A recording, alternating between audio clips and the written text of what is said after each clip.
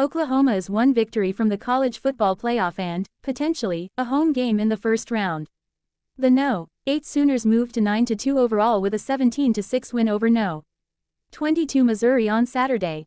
After Missouri looked like the far better team for much of the first half, OU flipped the game with an 87-yard catch-and-run TD by receiver Isaiah Sategna for a 7-3 lead. Less than 5 minutes later, the Sooners led 14-3 after a short field set up an 8-yard TD catch by Giovanni Gibson. The second half was, to put it nicely, a slog, though Mizzou had a chance to make it a game late in the fourth quarter before a potential fourth down TD pass from QB Bo Pribula to WR Kevin Coleman fell incomplete. That slog is a big reason why Oklahoma may be a playoff caliber team at 10-2 but doesn't look anything like a threat for the national championship.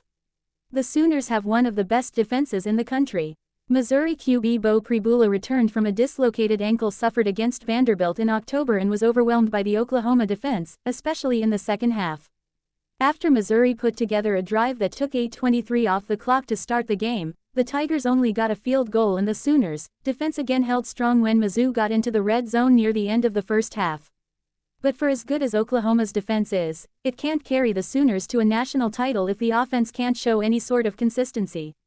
Oklahoma had just 212 yards of offense and averaged just 4.2 yards a play in its 23-21 upset of Alabama a week ago.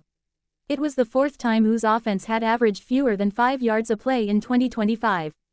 And even with Sategna's long TD catch, that number is 5 after the win over Missouri. The Sooners had 277 yards on 67 plays before kneel downs against the Tigers and were hapless in the second half.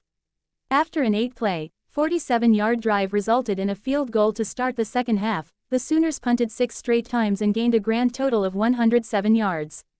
It's been an odd second half of the season for an offense that was good enough to make QB John Mateer a Heisman favorite 4 games in.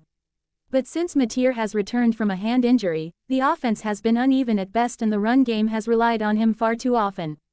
Oklahoma beat Tennessee and Alabama in its previous 2 games largely thanks to forcing 3 turnovers in each game. The Sooners forced 2 turnovers on Saturday and they also blocked a field goal before Sategna's touchdown and forced Missouri into a first-half drive that totaled minus 21 yards. The defense has been great lately even without star edge rusher R. Mason Thomas. He was injured in the Tennessee game and has missed the last 2 games. When he comes back, the unit should be even better. But even with Thomas back into the fold, it's unlikely that OU's defense will be able to make up for its offensive shortcomings. If Oklahoma is going to make a playoff run, the onus is on Mateer and company to be a lot better.